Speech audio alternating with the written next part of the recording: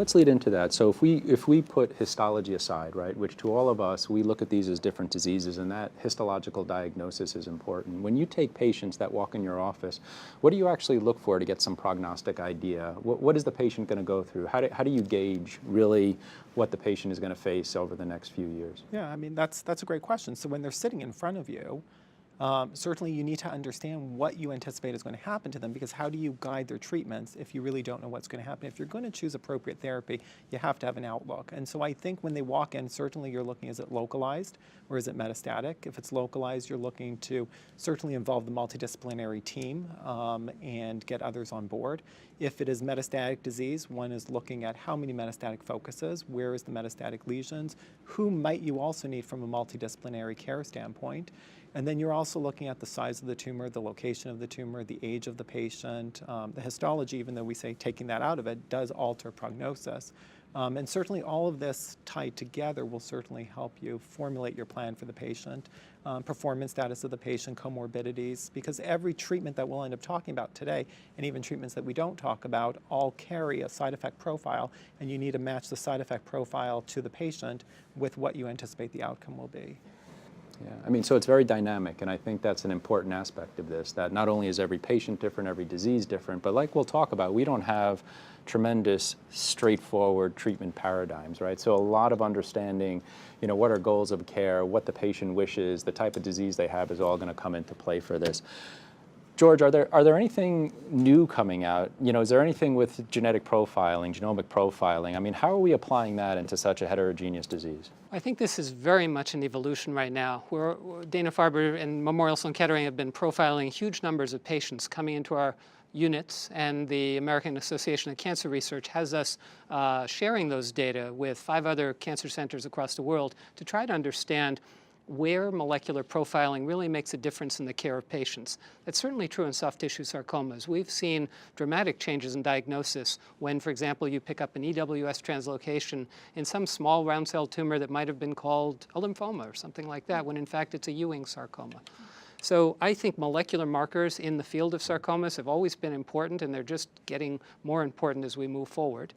Yeah. Certainly that's true for some of the TSC1, TSC2 mutations that are showing up in many different kinds of cancers, as well as other peculiar ones. I think it's a really interesting question about what is necessary in the workup of each and every soft tissue sarcoma patient.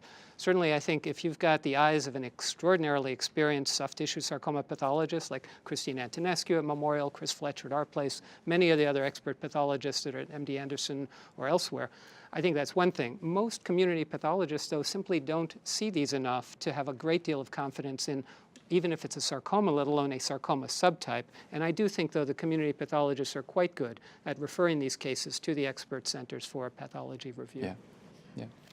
I think as the therapeutic models are going towards histology-specific or subset-specific therapy, and as we'll come back to during the treatment part of the discussion, it becomes ever so more important to try to label the diagnosis or give the tumor the right name, if you will. Mm-hmm.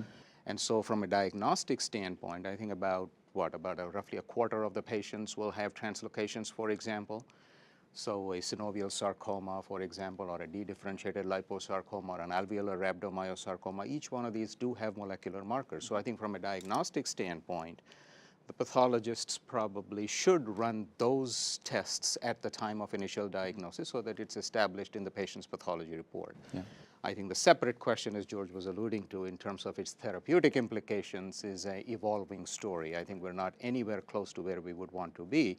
But I think from a diagnostic standpoint, there are several of these histologies where there are proven markers that would be helpful to have them right up front at the time of diagnosis. I also think, let me just add to that, because this is one of the fields where the location of the tumor, as Mark said, is unusually important. And this was a lesson we learned from our pathologists, that if you've got a well-differentiated liposarcoma on the arm, optimally managed with surgery, relatively small, should be cured. So they don't even call it a well-differentiated liposarcoma, because that'll tarnish that patient's ability to get health insurance or life insurance. And they don't want to do that because it's curable.